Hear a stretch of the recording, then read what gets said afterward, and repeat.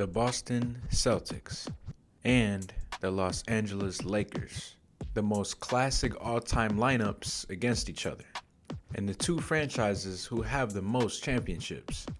Who would win if we put the best players from each team against each other?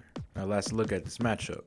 Let's start with the Boston Celtics, owners of 17 NBA championships. So of course, one of the best franchises. But here are some players that didn't make the starting five that were highly considered. Bob Cousy, Dave Cowens, John Havlicek, KG, and Ray Allen. So for point guard, none other than Rajon Rondo. Rondo would man the point guard position. Let me just say I definitely got respect for Bob Cousy, but when it comes to these all-time lineups, gotta go with the one that can play against different styles.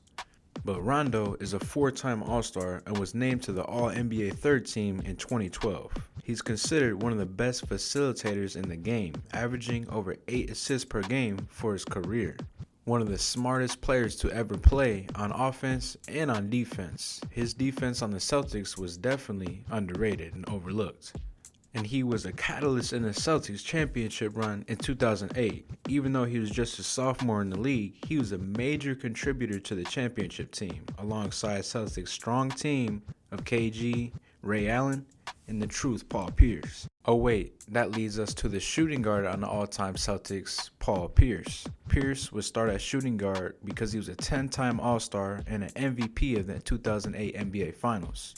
We know Paul Pierce has some interesting takes sometimes, but when he was playing, he was the guy. He is a 4-time All-NBA selection and is the Celtics' all-time leader in scoring, and he definitely was one of the clutchest players to ever play. At small forward, Larry Legend, Larry Bird. He's a 3-time NBA champ, 2-time Finals MVP, and a 12-time NBA All-Star.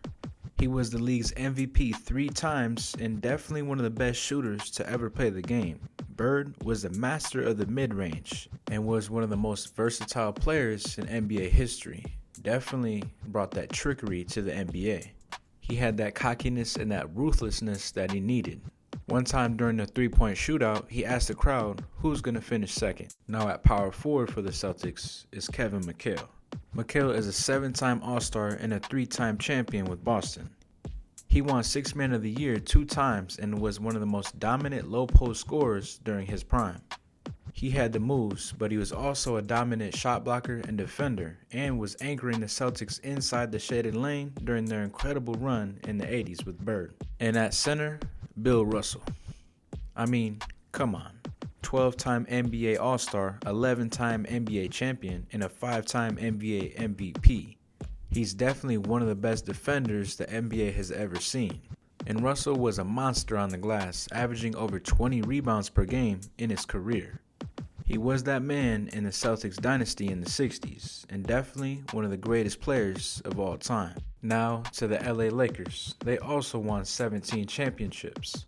Lakers legends that I could have included but didn't are Jerry West and Elgin Baylor, and LeBron James just for the sake of the video. At point guard, of course, is Magic Johnson. 5-time NBA champ, 3-time MVP, 12-time All-Star, and 3-time Finals MVP. You already know Magic is one of the best playmakers ever, probably the best. He was a superstar ever since he came onto the floor, and definitely threw those flashy passes. Imagine throwing them to Kobe and Shaq. Oh man. With his size at the point guard position mixed with his flashiness with the Showtime Lakers, that would be dominant on so many levels. And that shooting guard, of course, the great Kobe Bryant.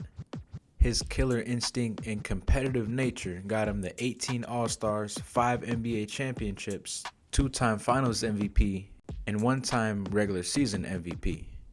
Kobe is the most clutch player to ever play, along with Michael Jordan, of course. And his lockdown defense and his IQ and his strong passion for the game, good luck against that. And at small forward, we got James Worthy. A 3-time NBA champion, 1-time Finals MVP, and a 7-time All-Star, Worthy was known for his smooth playing style and his incredible athleticism, slamming down them dunks when he was cutting. Definitely one of the best finishers in the league at that time, and he could also hit an open jumper too. And he was a great defender. Oftentimes, he was asked to guard the other team's best player. For power forward, we got Kareem Abdul-Jabbar. Now, I know Kareem is a center, but just listen here. 6-time NBA champ, 6-time MVP, and 19-time All-Star. He's too skilled to just not include because we got another guy actually at center. He's the league's all-time leading scorer and was a scorer in the paint. The skyhook, you couldn't stop that. And he had incredible defense, blocking lots of shots, and was a hound on the boards. No cap, he's definitely still in the GOAT conversation. And finally, at center, Shaq. We know Shaquille O'Neal would definitely be at center. 4-time NBA champ, 3-time Finals MVP, and 15-time All-Star. The Diesel was a truckload to handle. On this squad, we have two of the best centers, probably the best centers to ever play. Him being unstoppable in the paint, and he was also an excellent passer and can score in a variety of ways with his moves. So, we got the all-time Celtics versus the all-time Lakers in a showdown 7-game series. Who would win? Well, we got to take the Lakers in 5 games. Between Magic's passing, Kobe's ruthless scoring, Worthy's athleticism, Kareem's length, and Shaq's strength, man, it's too much for Boston. The Lakers win all the individual matchups except for at small forward, Larry Bird gets that. Magic has too much size for Rondo.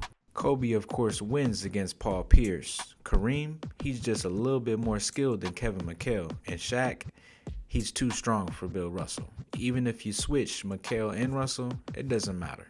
He's too strong. Please give us a thumbs up, man. Comment what other matchups you might want to see. Subscribe by the bell if you're new. I appreciate the view.